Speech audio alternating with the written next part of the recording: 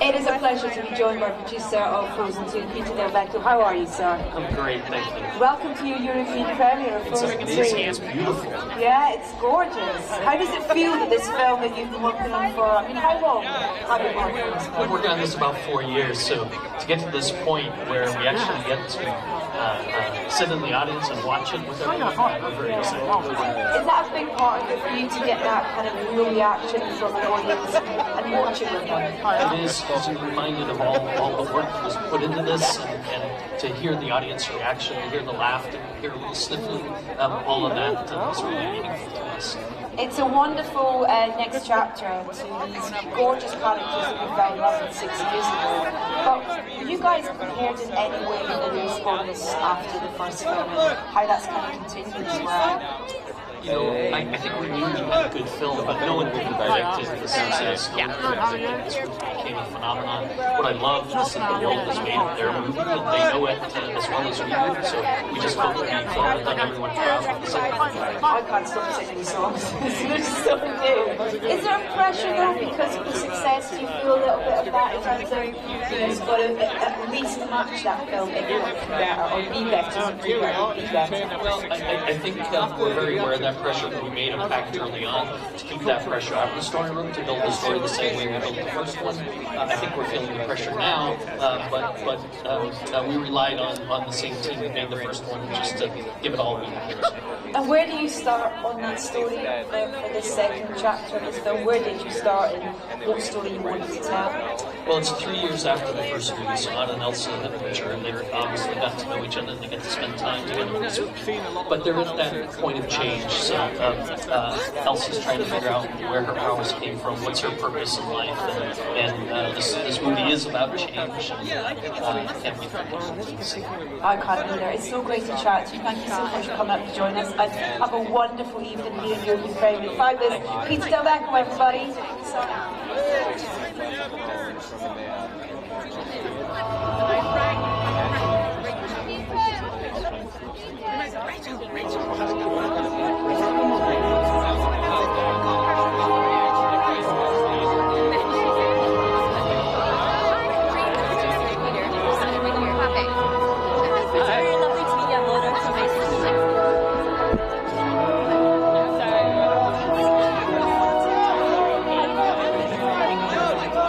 You know, we're really excited. We report on our episodes for this movie.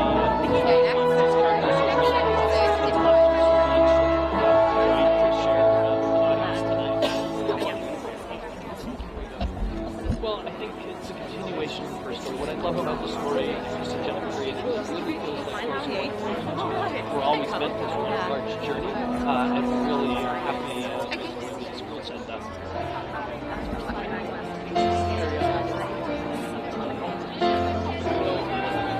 We thought we had a good movie, but nobody could have anticipated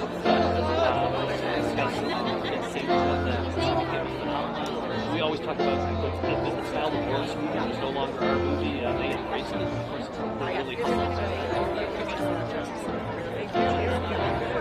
yes. I mean, these are two strong characters, so they have to keep to watch out for more of each other.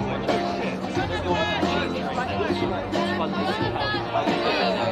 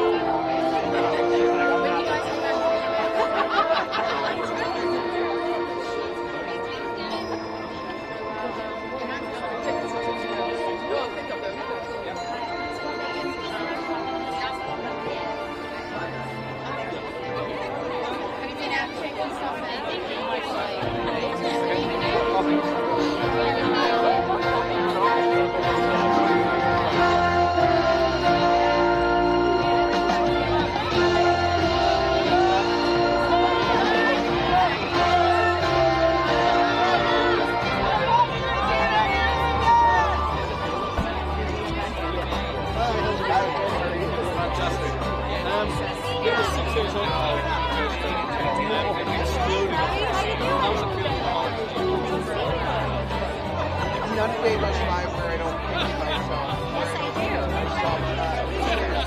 We're ready to have a new game, yeah.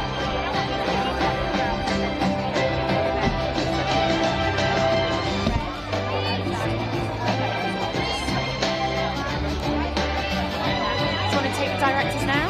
Yeah.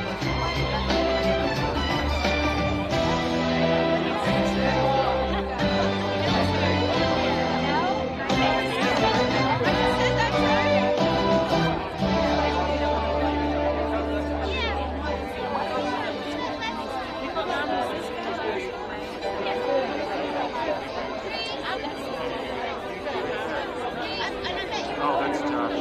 Jonathan's down.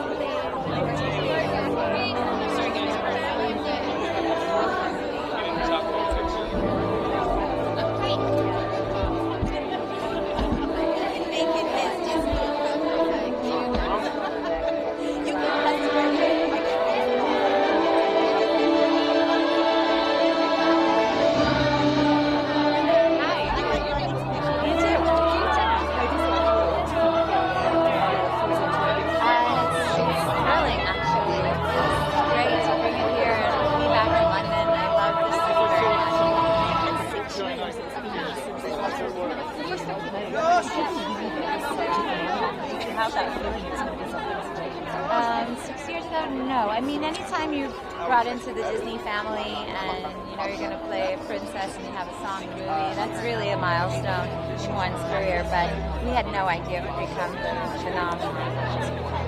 And Into the Unknown, major song for this one, that's already. Do you think it's going to become big? I'm joined by two very important people, Jennifer Lee and Would you say how emotional this is for you? How much I enjoyed recording it and the other song in the movie as well. It's called Show Yourself. 6,000 miles to Los Angeles. I think they speak for Elsa in a very poignant way. 6 years ago, your first film. I can't control all that. I'm just proud to continue this story with everyone.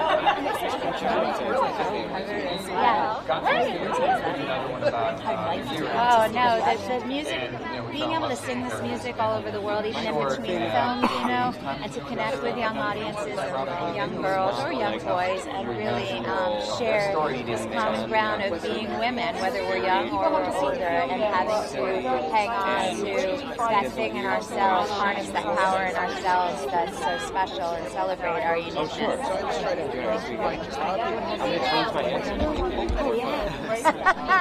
Hi, BBC Scotland. Hi. How are you? Good, thank you. So tell us about the journey that Elsa goes on in Frozen 2.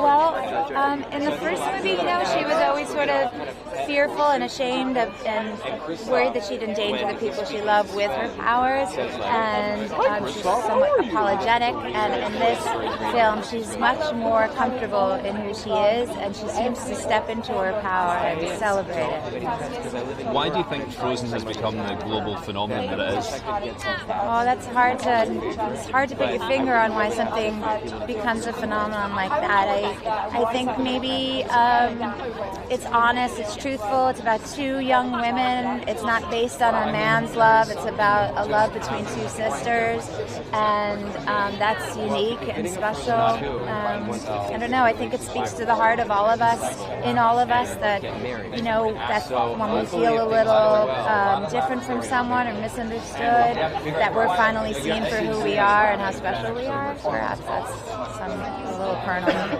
And the music is always a big thing with Frozen 2. It tells about Into the Unknown. Can it be as big or bigger than Let It Go? I have no idea. I just know I love singing it. I love singing all the music I have in the film.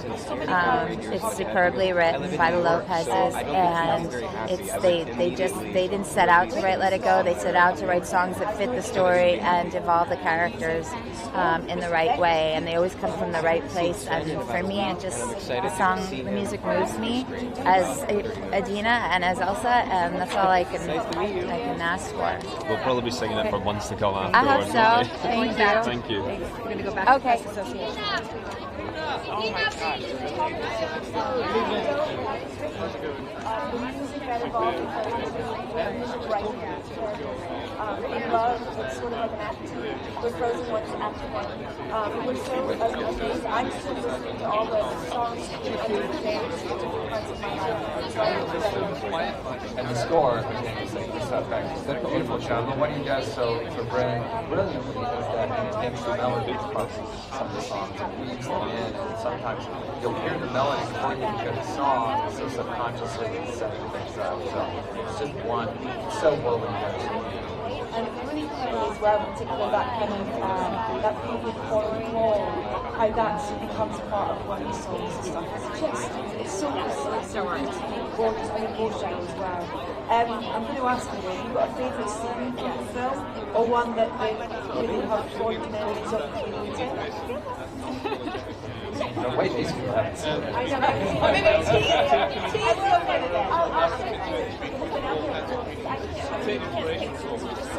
What do you think about this? But I'm just there's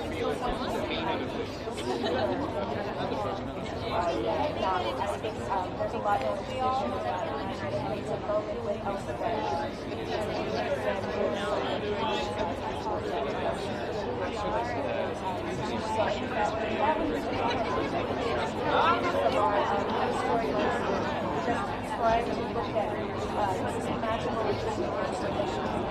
as well, and so it's exploration.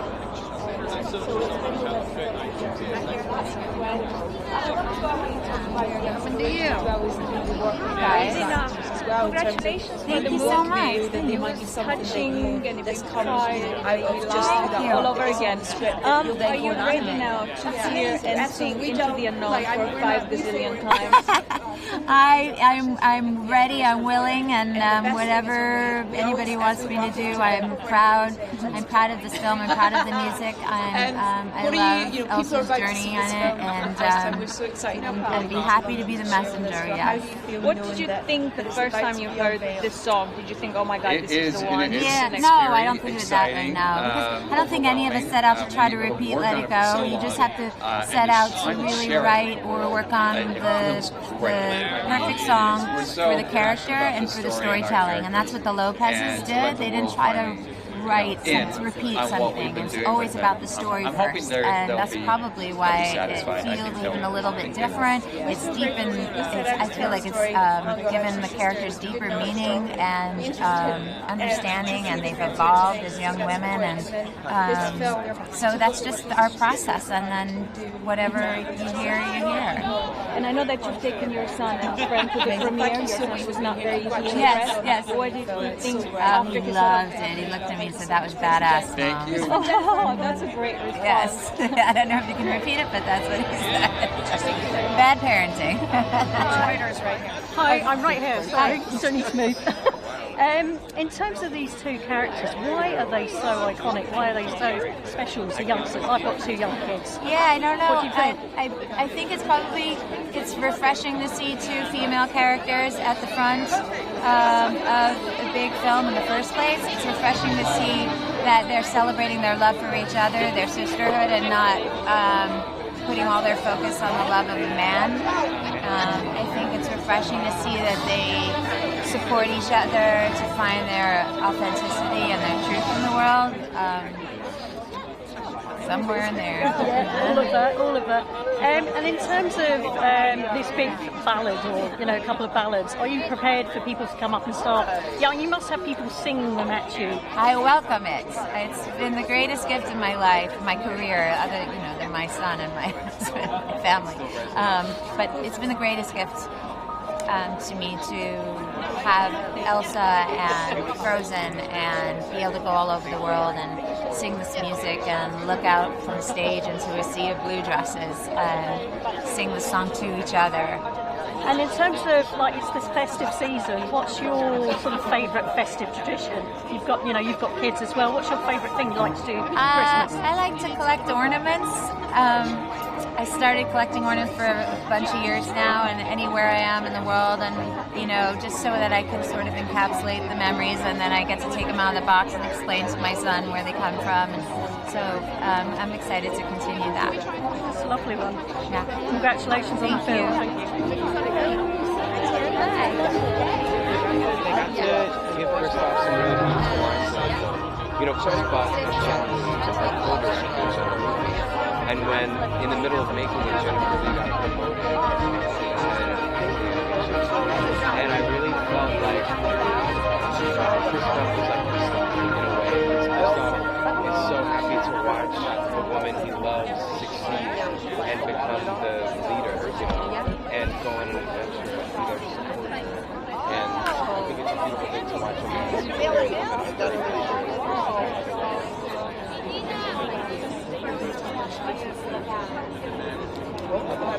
Scottish fans, oh my gosh, I would be so honored if Scottish fans even knew who I was, but Scottish fans should come and see the show because I think that they'll find some like symbiotic energy in the natural beauty of what I think of Scotland. I think of natural beauty, just like the views and the landscape of Scotland.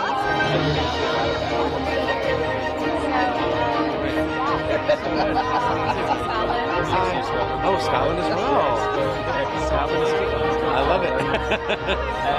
Jonathan, what's it like being part of the Frozen family? It's exactly what you said. Being a part of the Frozen family feels like family at this point. You know, the first movie came out 6 years ago. We've been working for 3 years on this film. And the creators and everybody that is involved, they're very sweet and tender-hearted and lovely, kind, generous people. So it feels like family.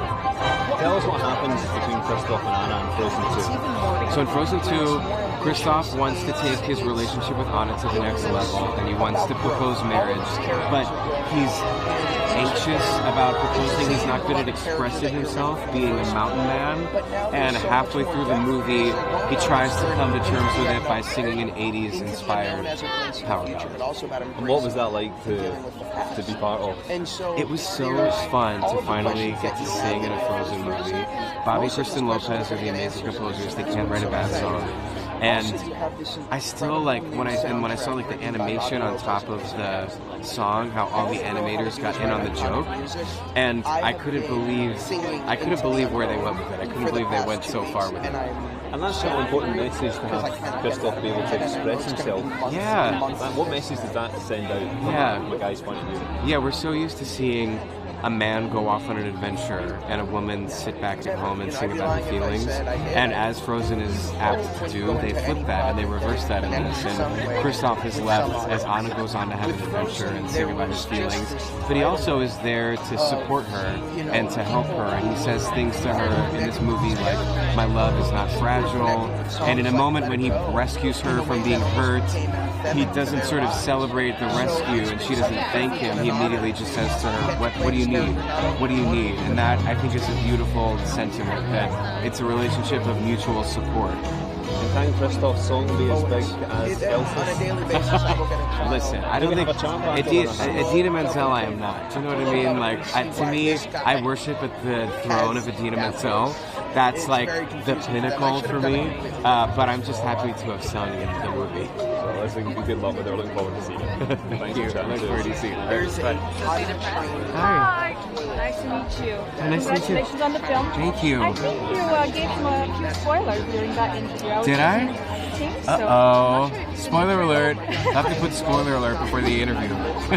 Disney's gonna come after you. Yeah, totally. So anyway, I know that you've taken your nieces to the LA. Yes. What did they think?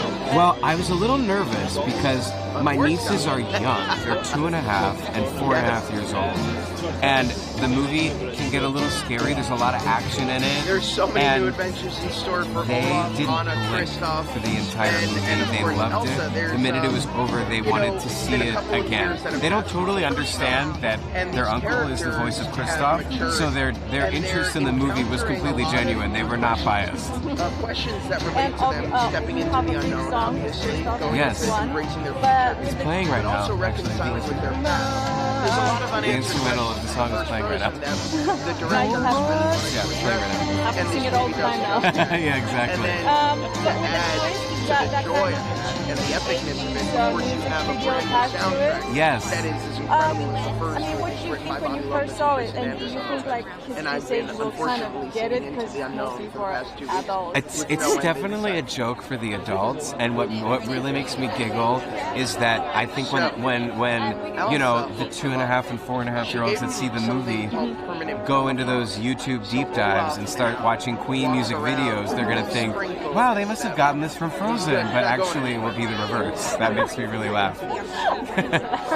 Yeah. Is he invincible? We'll see. I mean, he says invincible. Yes.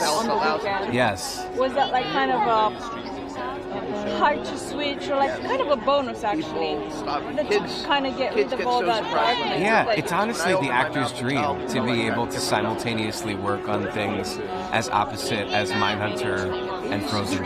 It's a total dream.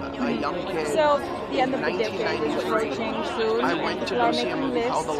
What is one standout movie or album? I don't know. Oh gosh, album from this year? From this decade.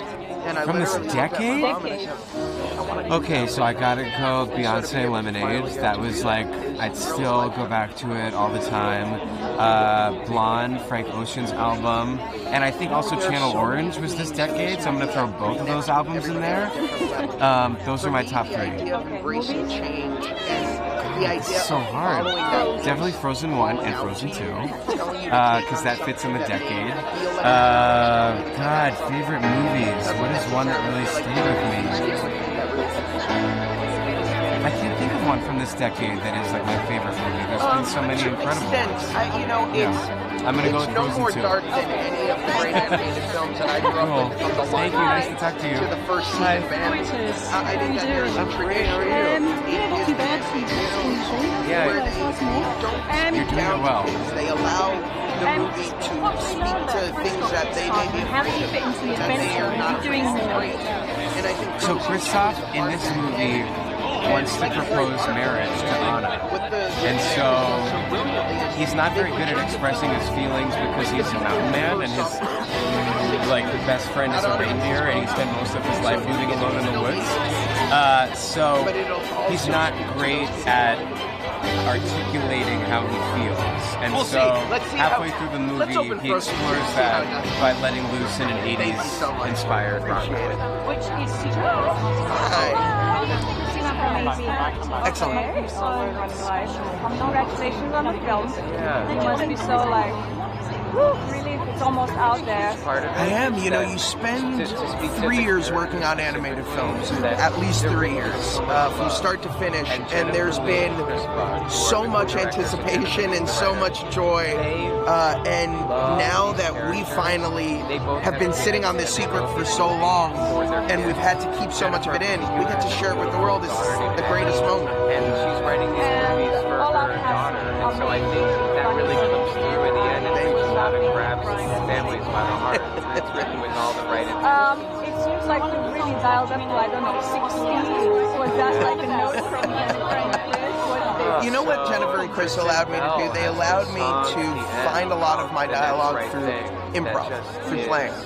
And the joy of getting to play Olaf again in Frozen 2 is that he's not just the same character that you loved in the first film, he's growing up like all the other characters. And with that, he's starting to ask questions. He's almost gone from a toddler in the first Frozen to a more mature child.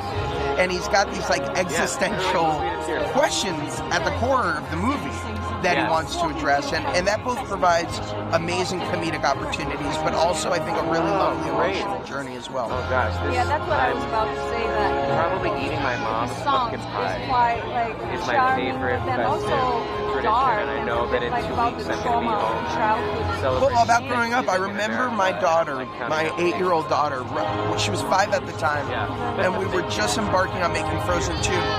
And she looks at my wife and I one day, and she's in the happiest mood, and then she, out of nowhere, starts bawling. She says, what if I don't want to grow up?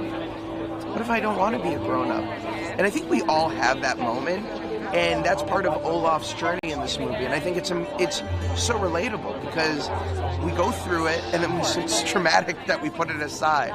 But that's a part of growing up. Well, actually, this is a spoiler, so I can't say what Don't say it. It's quite traumatic for the viewer. Yeah. Who's Samantha? That's for me to know, and audiences to find out. Thank you. Hi. Hey, sorry, hiding behind shadows. How you doing? You don't have to hide. How does Olaf feature in this adventure? I mean, you must get to he gets his sunshine anyway. He doesn't gets his sunshine. So, I mean, he's got permanent permafrost now, so he can walk around in any season. You know what's so brilliant about what Jen and Chris, our directors, and Jen being our writer, have done with Frozen 2 is they haven't tried to do a beat-for-beat remake of the first Frozen. And so our characters are growing up. And of course, Olaf, who was basically a toddler in the first film, he was new to the world. He had that wide-eyed naivete. Now he's kind of a more mature child. And with that comes questions. Sometimes questions that can be really difficult to answer. And he's got a bit of an existential crisis in the movie where he's confronting what it means to grow up. And that's both great comedically, but also it can be very emotional. I mean, I've got kids, and they're obsessed. A boy and a girl, basically. What is it that, I mean, why are they so iconic? Why do they resonate so much with kids? You know, I think that there's a number of reasons. I have 2 girls, and I've watched this movie connect with them based on the fact that traditionally with fairy tales, a Prince Charming comes in to save the day, right? True love's kiss is embodied by a man saving a woman. This was a movie that broke that norm. The first Frozen was really about the love between 2 sisters. Sibling love is really powerful. It speaks to so many of us. And I think it's about self-love too, especially in this movie. And I think that those themes really connect not only to kids, but universally with everybody. And with Olaf, he's such a bundle of optimism and joy in such a cynical time. We live in such cynical times. And he reminds me to have a glasses half full approach to life. And in terms of silly season and, you know, all of us trying to be happy and festive, what is your favourite festive tradition that you're looking forward to? For holidays or even for Christmas? I'm obsessed with the Christmas season. All I want to do is get back home to put up my Christmas tree. I feel like I have already missed so much time. Like November is almost done, and I'm like, I should have done this weeks ago. So I'm so excited about putting up the ornaments. I'm so excited about putting the lights around the house, and more than anything, I'm so excited about getting to sit with my family and just enjoy the season. Thank you. It's about 2 sisters. They're not enemies. They're trying to be together. It was a classic musical, and to see the world embracing this year, and Elsa's here, and it's just in Olaf's. And so for us, we've never really left the world. We love these characters. And we just feel lucky that So great to see you too. we're lucky that we get to be back here. That there was enough interest to want to hear more of where they Listen, I'm really excited. People are going to see Crystal in this film. Were they stuff with those characters?